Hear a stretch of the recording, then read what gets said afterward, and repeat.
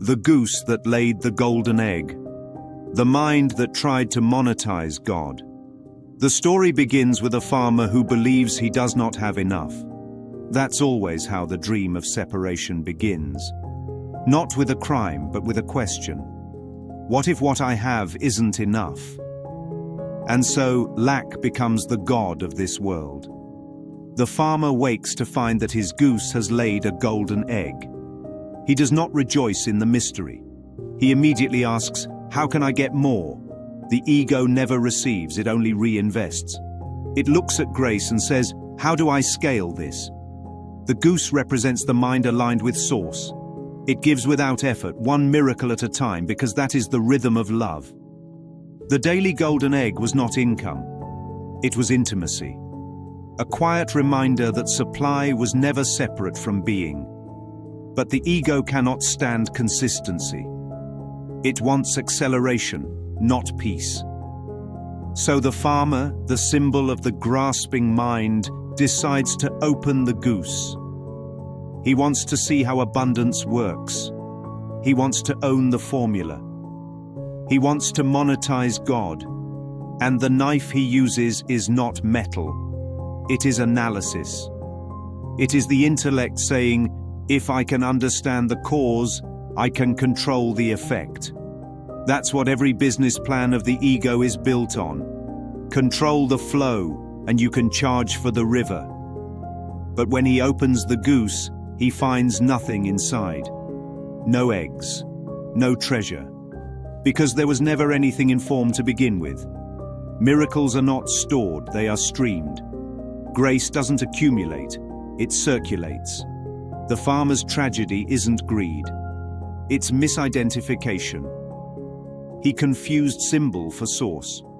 He tried to harvest eternity with a mortal hand.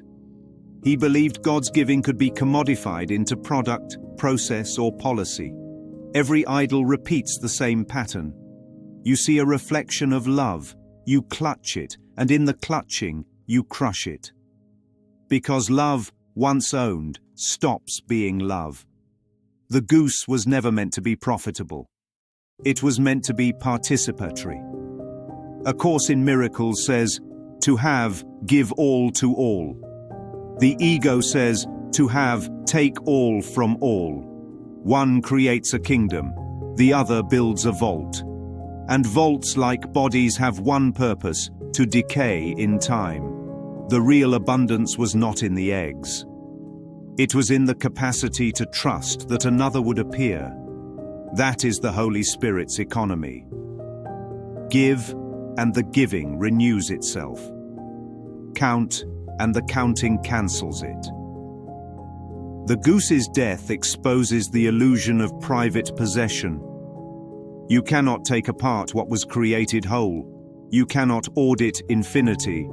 The emptiness inside that golden bird is the same emptiness inside every idol. It is the echo that says, you tried to find God in what could be weighed. The farmer's grief is the grief of every mind that believed salvation was measurable. We cut open our gifts, not out of hatred, but out of fear they might stop. We check our miracles like bank balances, hoping the numbers haven't dropped. And yet every time we check, the account feels emptier. Because the flow can't be owned, only joined. The goose was the joined mind, the Christ mind, that keeps extending. It was never yours, and that was the good news.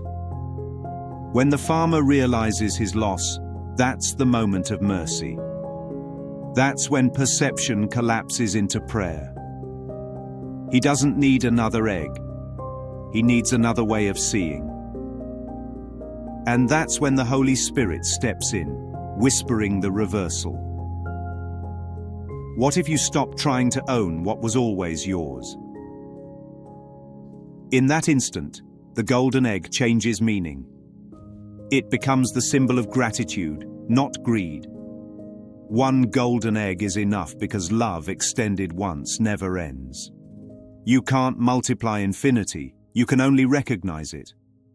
So if you think you've lost your goose, it was only the idle version. The real giver is still alive in your mind, laying gifts that are not things but thoughts. Forgiveness is the golden egg that never stops appearing. And the goose, once dead to greed, lives again in grace.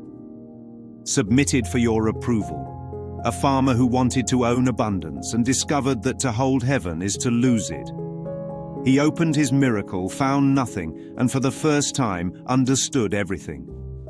Because what he thought was gold was God, and God was never for sale.